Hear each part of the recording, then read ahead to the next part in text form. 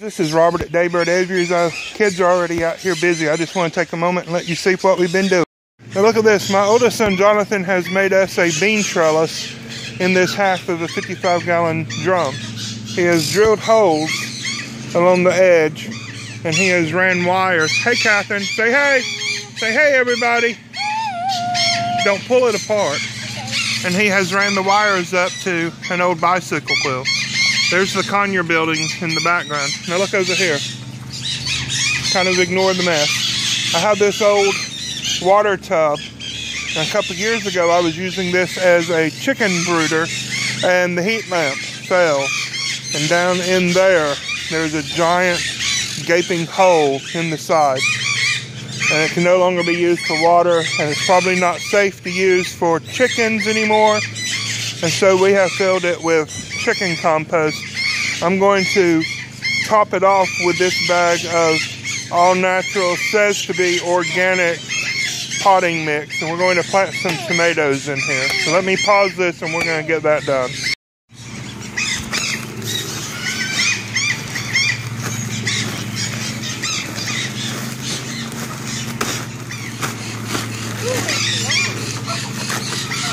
Here's a bigger hole. There you go.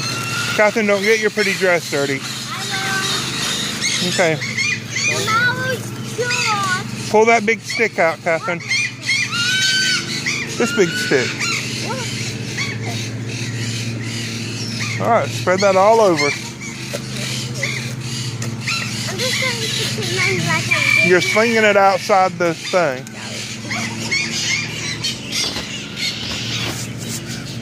Now we weren't able to start our own tomato plants this year, so we bought these that were grown in a peat pot.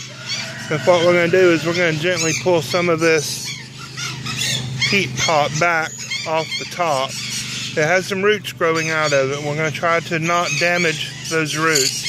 I'm going to do that too. But we're going to pull some of this off. I have found in the past that if you don't pull some of this off the top, and if you allow it to stick up above the top of the soil, if that ever happens, then through capillary action, it's going to suck all the water out, and you'll actually desiccate and dry out your plant. Is this one deep enough? Oh, it's got to be deeper. So we're going to plant that about like that, and we're going to cover it with this. This is a variety called Big Beef. It is a hybrid. We can discuss that down in the comments if you need to. But for my family, we need to grow as much food as we possibly can in the least amount of room. Ooh, let's pull that out. So we're going to put this right there. This is a hybrid between a beefsteak variety and the old Better Boy, which of course is a hybrid itself. Want me to hold it down? Yeah. And there is that. And beautiful Catherine. Now look what else we're going to plant in here. This is a variety of bush bean called Dragon Tongue. They produce a bean that is very similar to the rattlesnake pole bean. And we're going to plant these right along this front edge.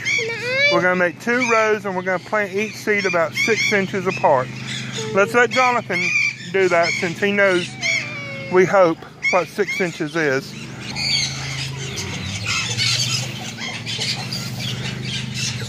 He's aiming for about every 6 inches. He's going to plant 2 rows and he's pushing them down about 1 inch deep. We hope. We won't get very many in here, but anything at all will be something more than we had. You gonna start down here again?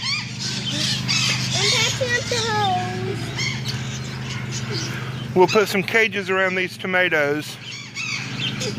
Oh, I got a Romanian head in the way.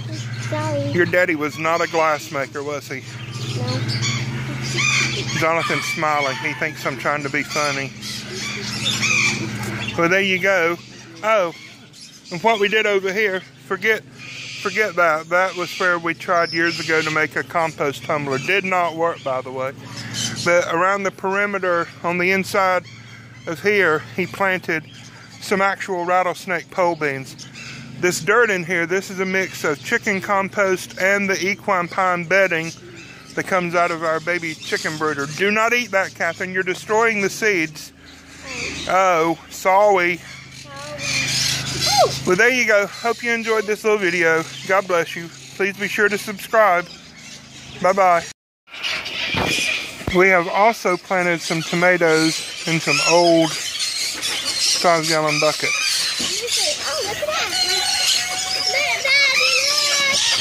There's the bean tower, and there's the ones that we just planted. Again, the big conure house. And what is this? The chicken. So this is our very small attempt at a little garden. We got heirloom tomatoes planted in those buckets, and the rattlesnake pole beans. There are the hybrid tomatoes with the dragon tongue beans. They're in that contraption. We're going to get it and plant, I have no idea, probably more beans. Over here we have some squash growing way too thickly. We put too many plants in there. Those are zucchini and these are yellow squash. We're going to have to move those buckets away. And then this third one, we got to clean it out and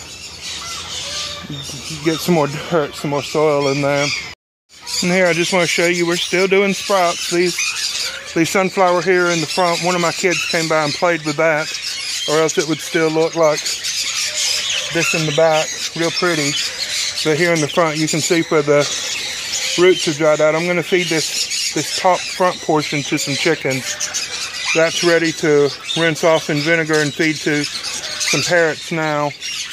And then this wheatgrass will be ready in a few days, and we have more growing. Just want to thank you for watching. Please be sure to subscribe. God bless you. Bye-bye.